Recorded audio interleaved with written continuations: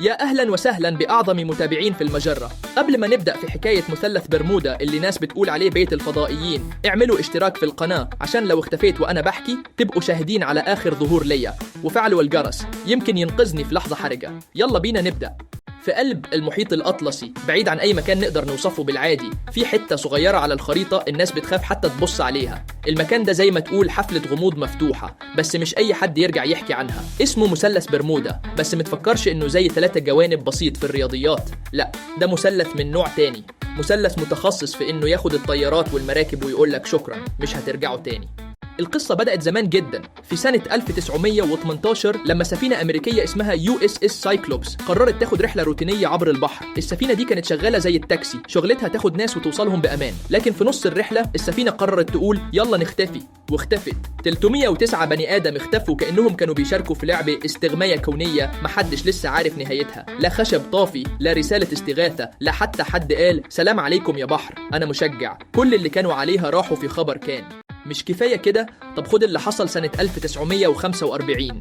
5 طيارات حربية كانوا في تدريب فوق المحيط الأطلسي، كل حاجة كانت ماشية عال العال لحد ما قائد الطيارات قرر يفاجئ الكل وقال على اللاسلكي يا جماعة البوصلة مجنونة، احنا مش فاهمين احنا فين، والبحر شكله عامل فيها بيهزر معانا. وطبعا بعد المكالمة دي ولا صوت ولا حس ولا حتى حد قال احنا رجعنا البيت. الجيش وقتها قرر يتصرف بسرعة وبعت طيارة إنقاذ، لكن الطيارة دي اختفت هي كمان. يعني زي ما تقول المثلث ده قال العرض مستمر وكل حاجة مرحب بيها. الناس كالعادة لما ملقوش تفسير منطقي بدأوا يخترعوا حكايات ونظريات خرافية. في واحد طلع وقال يا جماعة دي كائنات فضائية، أكيد الفضائيين زهقوا من حياتهم وقرروا يسرقوا شوية طيارات وسفن عشان يزينوا الكوكب بتاعهم. واحد تاني دماغه شغالة زي أفلام الخيال العلمي قال الموضوع كله بوابة زمنية، الناس دي راحت تعيش مع الديناصورات أو ممكن تكون سبقتنا للمستقبل. وفي كمان اللي قال لا الموضوع بسيط، الجن عامل قاعدة تحت المية وبيجمع المراكب والطيارات عشان يعمل أسطول للسيطرة على العالم. العلماء بطبعهم حبوا يهدوا الدنيا، قالوا يا جماعة مفيش فضائيين ولا جن، اللي بيحصل ده بسبب غازات ميثان بتطلع من قاع البحر ممكن تعمل انفجارات تغرق أي مركب. واحد تاني منهم لابس نظارته وحاطط قلم في جيبه قال الجو هناك عامل زي الملاهي المائية، مليان أعاصير وأمواج ممكن تغرقك في غمضة عين. وآخر واحد قال المغناطيسية في المنطقة دي قوية جدا وده بيلخبط أي جهاز ملاحي. يعني كلامهم كان كله محاولات تهدئة، بس الصراحة في حوادث كتير مفيش تفسير واضح ليها، والناس لسه بتقول ماشي يا علماء بس المثلث ده في حاجة غريبة أكيد.